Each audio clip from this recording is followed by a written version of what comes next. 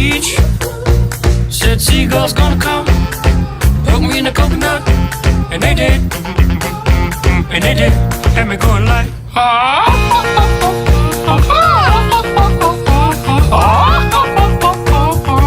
nothing I could do but yell when these birds attacked me.